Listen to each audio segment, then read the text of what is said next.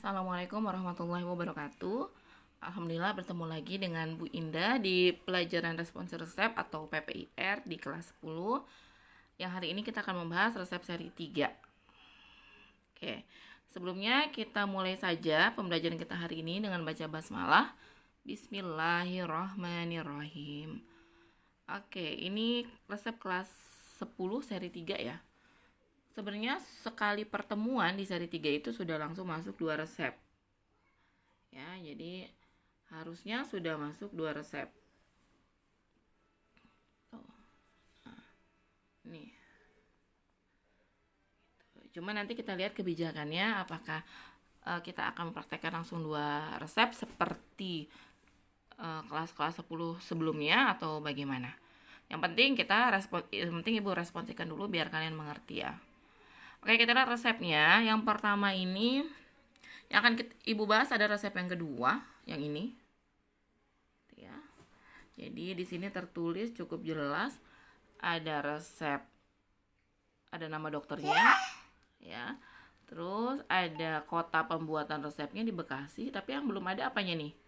Ya, tidak ada tanggalnya. Tanggal pembuatan resepnya belum ada. Nah, kalau obatnya di sini ada metampiron 0,35, prednison 0,005, MF, P, DTD, numero 10. Oke, ini ya. Signanya Esterdedie P1PC. Nah, ini semua sudah diajarin ya singkatan latinnya, kecuali PC. PC baru nih, nanti kita bahas. Pro-nya nama pasiennya Nyonya Adria. Oke, jadi lihat di sini singkatan latinnya Ibu ulang lagi ya, jangan sampai nggak ngerti. Kamu Ibu udah ulang 3 kali ini berarti ya. Di pendahuluan, di resep 1, di resep 2. Ini angka 4 berarti. R itu resipe artinya ambillah. Nih, R. Metampiron itu nama obat, metampironum. Ya. Berapa di sini bobotnya 0,35. 0,35 gram. Kalau nggak ada apa-apa kan berarti satuannya gram. Masih ingat? Dari gram ke miligram diapain? Yes, dikali 1000. Berarti dia 350 miligram. Oke, ya. Prednisonum itu nama obat juga. Di sini bobotnya 0,005. 0,005 gram. Kecil banget ya. Berarti berapa miligram dikali 1000? Berarti 5 miligram. Kalau tidak ada satuan apa-apa artinya satuannya gram, itu sudah. MF, Misefak, campur dan buatlah. P, pulveres. Kok tahu Bu pulveres ya? Karena ada numeronya. Dan ini obat dalam ya. Pulveres, serbuk terbagi. Berarti kita mau bikin puyer. Nih. DTD, nah ini juga baru nih singkatan latinnya. Datalis dosis atau bisa juga ditulis datales dosis. Jadi DTD singkatan dari datales dosis, artinya berikan dalam dosis demikian. Ya, cuma nanti ada yang khas untuk DTD. NO numero X ini adalah angka Romawi ya, 10. Berarti numero 10 sebanyak 10. Berikan dalam dosis demikian sebanyak 10. Nah, ini catatannya. Kalau ada DTD, ya,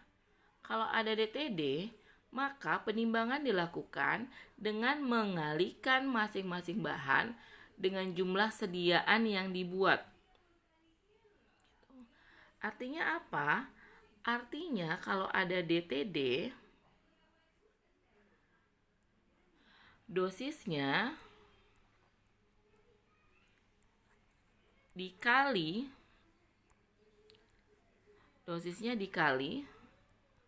sejumlah numero. Numeronya berapa? 10. Berarti nanti semua dosisnya dikali 10.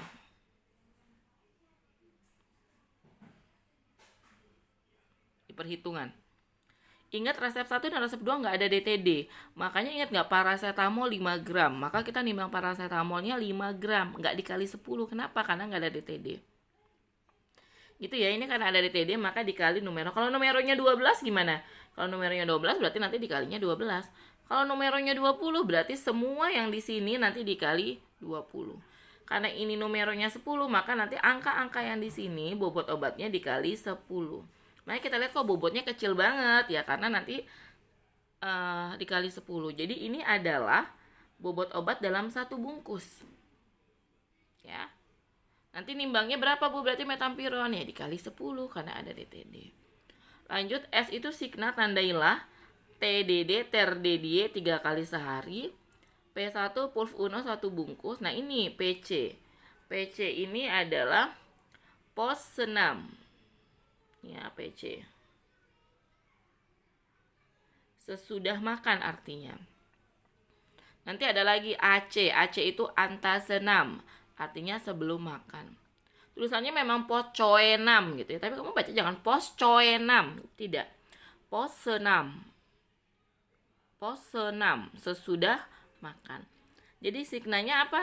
Signanya berarti 3 kali sehari 1 bungkus sesudah makan. Tuh, udah pintar.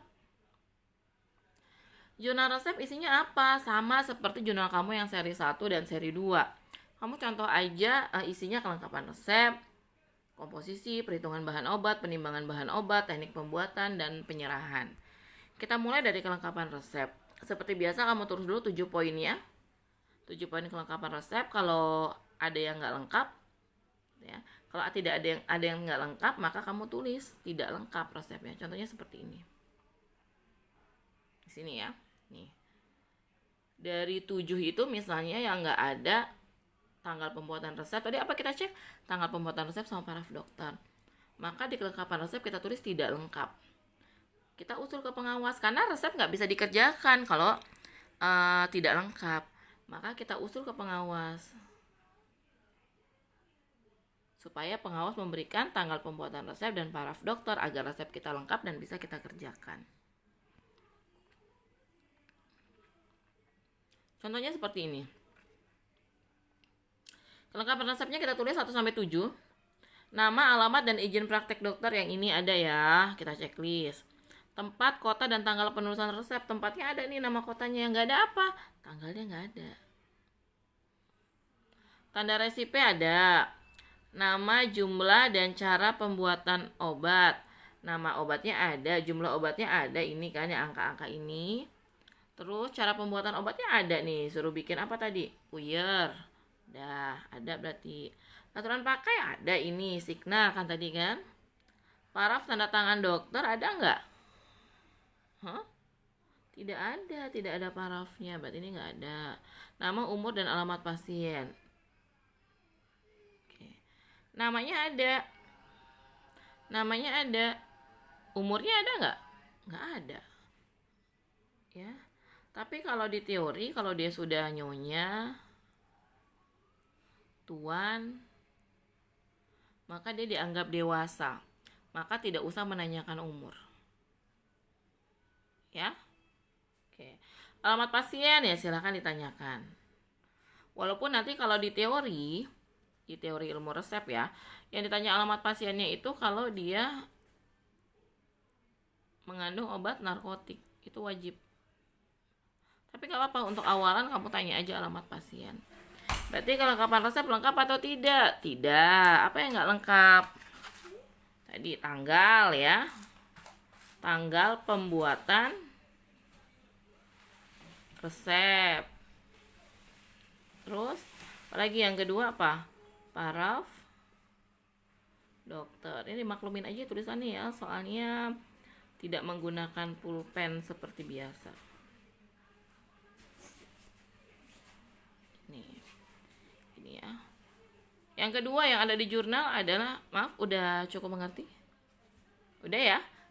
Jadi resepnya lengkap atau tidak? Tidak, berarti lengkapnya dicoret. Karena tidak lengkap kan? Apa yang mau diusul yang nggak lengkap? Yang nggak lengkap tadi apa yang nggak ada?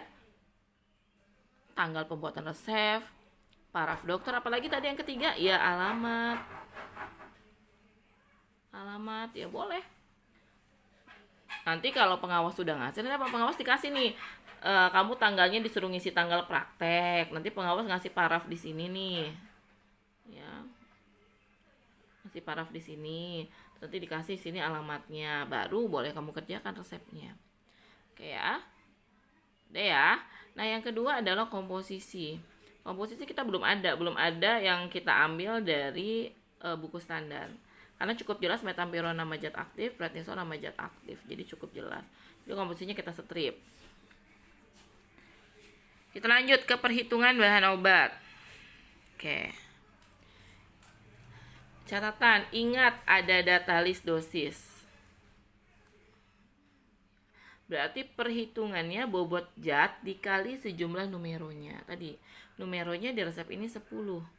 Berarti semua kita kali 10. Contohnya, metampiron 0,35 dikali 10 jadi 3,5 gram. Prednisone 0,005 gram dikali 10 jadinya 0,005 gram. Kalau kita mau 0,050 gram pakai anak timbangan berapa ya, Bu? Berarti kita pindah dulu dia ke miligram biar kamu ngerti berapa anak timbangan yang digunakan. 50 miligram. Ingat ya, dari gram ke miligram dikali 1000. Oke. Kalau 3,5 gram masih ingat nggak pakai anak timbangan berapa? Ada ingat? Iya. Anak timbangan 2 gram, 1 gram, dan ya 500 miligram. Ya, 2 gram, 1 gram, 500 miligram. Kalau 0,05, Bu, paket anak timbangan berapa? Dikali 1000 dulu, baru ketahuan 50 miligram. Gitu ya, jadi kalau kelas 10 itu kamu harus menuliskan kamu pakai anak timbangan berapa. Biar pengawas juga yakin kamu benar nimbangnya. Soalnya ada yang 0,050 gitu ya, nimbangnya pakai 5 miligram. Kan nggak boleh. Timbangan yang anak timbangan yang paling bobot obat yang boleh ditimbang paling rendah adalah 50 mg di sekolah kita. Di sekolah lain ada 30 mg. Kalau sekolah kita patokannya 50 mg. Jadi kalau nimbang langsung 5 mg nggak boleh. Jadi harus hati-hati ya 50 mg. Laktosumnya, nah di sini Bu kok tiba-tiba ada laktosum. Oke, Ibu jelaskan dulu teorinya ya. Di sini Ibu cari kertas yang kosong. Oke, jadi kalau di farmasi itu ada yang namanya berat ideal puyer, ya. Jadi ada berat ideal puyer. Puyer itu biar ideal itu nggak terlalu banyak, nggak boleh terlalu banyak. Karena apa, nanti kalau terlalu banyak juga kita membungkusnya sulit. Ya. Di teori berat ideal puyer itu kalau anak kecil bayi gitu ya, anak kecil atau bayi gitu, itu biasanya berat idealnya 300 mg 300 mg per bungkus. Nah, ada juga yang sudah lebih besar atau anak-anak atau dewasa ya, 500 mg per bungkus.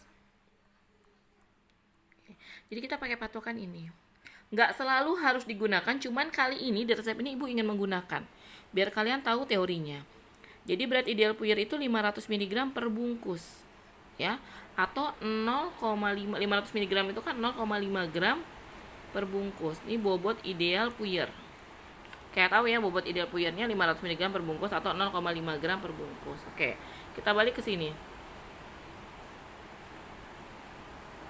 Kalau kita lihat ini di sini ya, ini bobotnya belum sampai 0,5 per bungkus, baru sekitar 0,355 ya, bobotnya baru 0,355. Nah, Ibu ingin di resep ini kalian tahu bobot ideal puyer adalah 0,5 gram per bungkus.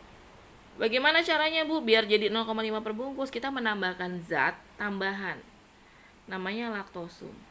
Laktosum ini zat tambahan yang tidak ada khasiatnya. Khasiatnya dia cuma sebagai zat tambahan aja, bukan zat aktif ya. Jadi dia tidak punya khasiat sebagai zat aktif atau sebagai obat.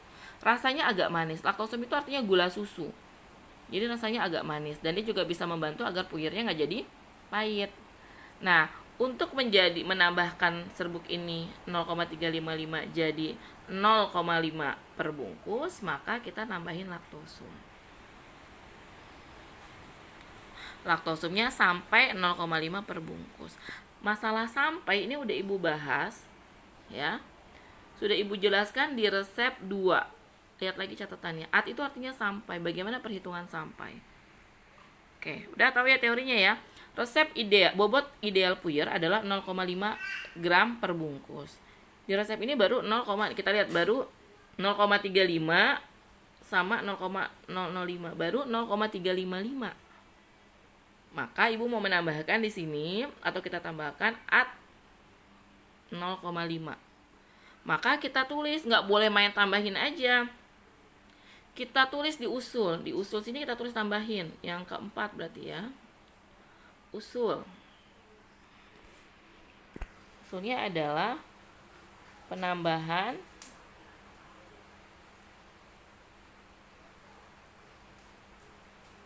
laktosum.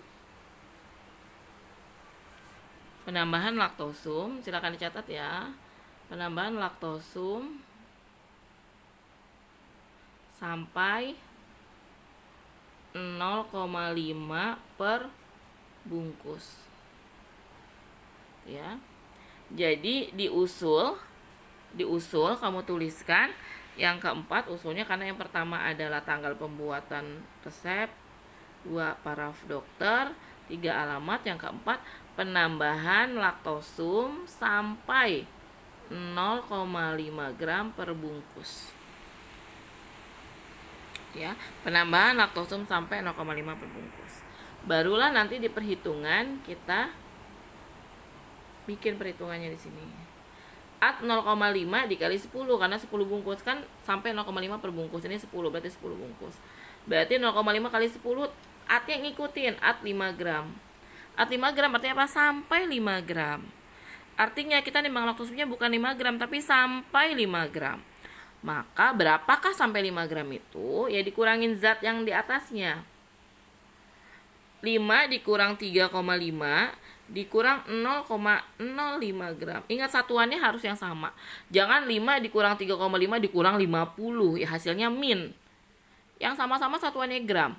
5 gram dikurang 3,5 gram dikurang 0,05 gram. Hasilnya adalah 1,45 gram.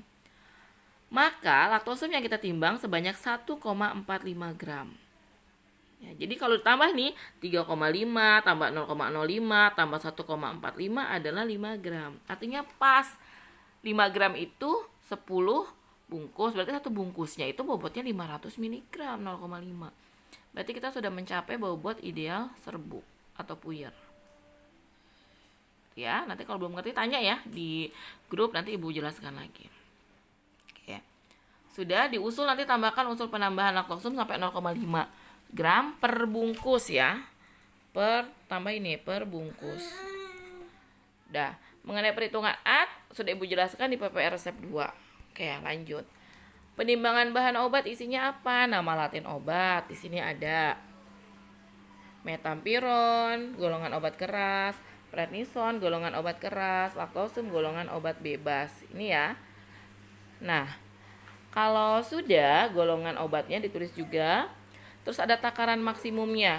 Kalau obatnya ada TM, tapi di sini nggak ada yang TM. Ya, jadi TM-nya bisa kita coret aja, strip. Nah, penimbangan jumlah obat yang ditimbang kita lihat di perhitungan. Tadi berapa?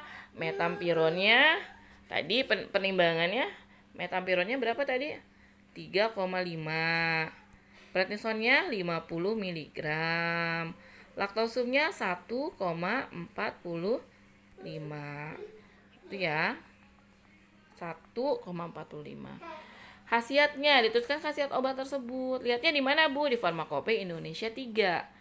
Tulis halamannya biar kamu tambah yakin. Ya. Nah, di sini Ibu kasih contohnya metampiron. Kalau kita lihat di FI3 itu khasiatnya sama seperti paracetamol kemarin, analgetik dan antipiretik. Prednison apa? Prednison itu di FI3 adrenoglukokortikoidum. Kamu lihat nanti di FI3. Adrenoglukokortikoidum bahasa gampangnya adalah obat radang. Jadi prednison itu untuk obat radang. Jadi kalau kita lihat sini mungkin dia radang tenggorokan, ya kan? Karena ada metampironnya, ada anti nyeri dan penghilang demam. Berarti kemungkinan prednisonum di sini sebagai obat radang untuk radang tenggorokan. Nah, di sini seperti ini. Kurang lebih seperti ini. Nanti silakan kamu bikinnya lebih rapi dan kamu cari sendiri khasiatnya di FI. Khasiatnya itu tulisnya dalam bahasa Latin ya, misalnya metampiron, analgetik, antipiretik. Tapi kamu harus tahu artinya. Prednisonum adrenoglucocorticoidum. Itu artinya bahasa gampangnya anti radang. Laktosum itu khasiatnya cuma sebagai zat tambahan. Nah, seperti ini. Lihat cara pembuatan kotaknya, itu lihat di jurnal-jurnal sebelumnya. Nah, ini Farmakope Indonesia 3 ya. Kamu lihat, bisa lihat di belakangnya ya, untuk lihat indeksnya, atau kamu mulai dari depan, dia kan berurutan abjad. Kita lanjut ke teknik pembuatan 1-3, tulis seperti biasa. Apa tuh? Siapkan alat-alat. Yang pertama, yang kedua, setarakan timbangan, ya kan? Yang ketiga, alasi mortir dengan serbet, atau alasi lumpang dengan serbet. Itu 1-3 itu harus tulis. Cuman ya biar cepat kalau ibu nggak ditulis. Kalau kamu harus mesti wajib ditulis di jurnal. Yang keempat, timbang bahan obat. Apa yang ditimbang? Metampiron 3,5 gram, prednison 50 mg, laktosum 1,45 gram. Siapin timbangannya. Ya, ini ya. Siapin anak timbangannya. Makanya ada setarakan timbangan. Timbangannya harus setara, terus anak timbangannya juga disiapkan. Terus yang kedua, kita punya teori. Masukkan sebagian laktosum ke dalam lumpang gerus untuk melapisi pori-pori mortir. Ingat ya, teori yang tadi yang bobot ideal puyer 500 mg per bungkus itu tidak selalu harus dipakai, apalagi zaman sekarang. Nggak selalu harus dipakai. Tetapi itu teori dan juga bermanfaat supaya puyernya tidak pahit ya, ditambahin laktosum. Dan biar bobotnya ideal. Nah, di sini ada laktosum, maka kita masukin dulu laktosum sebagian. Boleh setengah, boleh sepertiga. Pokoknya sebagian. Buat apa? Buat kita gerus dulu untuk melapisi pori-pori mortir. Karena di sini ada obat keras, ada prednison yang dalam jumlah sedikit. Khawatirnya kalau prednisonnya duluan, nanti justru dia yang masuk ke dalam pori-pori mortir. Ini teorinya begini. Kalau di kenyataannya gimana, Bu? Kalau di kenyataan sekarang hampir jarang pakai laktosum ya. Ada juga biasanya pakai tablet pemanis. Jadi laktosum udah diganti dengan tablet pemanis. Jadi boleh zat aktifnya duluan. Cuman kalau sekarang kita belajarnya teori, maka di prakteknya kita ikuti dulu teknik teorinya ya. Sebagian laktosum ke dalam lumpang kita gerus dulu sebentar untuk melapisi pori-pori mortir, baru masukin zat aktif yang jumlahnya sedikit. Prednison, gerus sampai halus dan homogen. Apalagi metampiron, gerus lagi sampai halus dan homogen.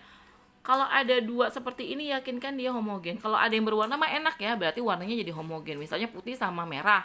Jadinya kan serbuknya pink gitu kan, kelihatan homogennya. Kalau serbuknya warna putih dan putih ya berarti kamu yakinkan saja kamu gerus secukupnya sampai dia homogen. Kalau halus kan bisa dirasa ya, sudah ada gerenjel-gerenjel. Cuman kalau homogen ini, kalau tidak berwarna memang nggak kelihatan. Jadi kamu harus yakinkan diri kamu kalau dia sudah homogen. Caranya dengan apa? Menggerus dengan baik dan benar. Terakhir, laktosum yang tadi kan masih ada sisanya tuh, masukin, gerus lagi sampai halus dan homogen. Lalu bagi serbuk menjadi 2 bagian sama banyak, masih ingat? Yes, kamu bagi tuh di meja. Di timbangan. Serbuk yang udah halus dan homogen kamu bagi di timbangan kiri dan timbangan kanan gitu kan. Sampai dua-duanya jumlahnya bobotnya sama. Kamu nyalain timbangan, nggak ada yang berat ke kanan ke kiri sih timbang. Kalau lebih berat kanan, ambil serbuk yang kanan, pindahin ke kiri. Kalau lebih banyak kiri, pindahin serbuk di kiri, pindahin ke kanan. Udah. Kalau sudah, masing-masing ini kita bagi buat 5 dan 5 karena 10 ya. Kalau 12 berapa? Berarti 6 dan 6. Karena kita 10 maka seperti biasa gimana? Kertas perkamennya 5 di atas, 5 di bawah. Kanan menempel pada yang kiri, bawah menempel sedikit pada yang atas. Ya.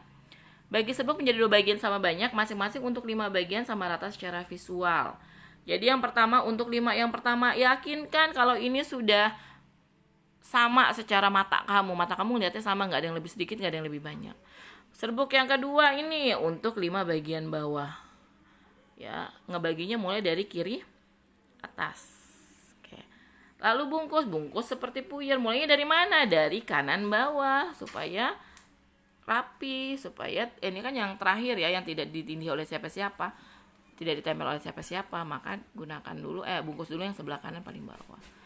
Kalau semuanya sudah sampai 10 kamu bungkus jadi puyer, masukkan ke dalam pot plastik, beri etiket. Oke. Etiketnya gimana, Bu? Kita masuk dulu ke pengetiketan penyerahan. Di jurnal bagian terakhir nih ya. Wadahnya apa? Pot plastik. Labelnya di lab ada 2 label, kocok dahulu untuk sediaan cair dan label NI, nah iteratur. Artinya tidak boleh diulang tanpa resep dokter. Nah, kita mau bikin puyer, mungkin nggak pakai kocok dahulu ya? Nggak mungkin lah, Bu. Ini kan bukan cairan, masa dikocok gitu kan? Oke, dah. Apa lagi? Label NI itu untuk obat yang ada obat kerasnya. Resep kita ada obat kerasnya nggak ada. Berarti pakai nih label NI. Oke ya. Etiket di lab ada 2 jenis etiket biru untuk obat luar dan etiket putih untuk obat dalam. Puyer obat apa? Minum melalui mulut. Berarti kita pakai etiket putih. Pronya, nama pasien siapa? Nyonya Adri. Signanya apa? Tadi ada 3 kali sehari, 1 bungkus sesudah makan. Kayak seperti ini ya. Ini kurang 1 nih, ini kurang label NI-nya, harusnya ditempel nanti di sini. Jadi kamu bikin jurnalnya nanti begini sampai ke etiket dan label. Ini label NI. Ya, baru kotak paraf pengawas. Jadi penyerahan obatnya seperti ini, tulisannya 3 kali sehari 1 bungkus sesudah makan. Cara menulis etiketnya lihat ya seperti ini ya. Ini di kanan ini tanggal pembuatan resep. Tanggal resep ya, benar, tanggal resep diracik. Berarti kalau kita tanggal praktek, nomornya adalah nomor resep.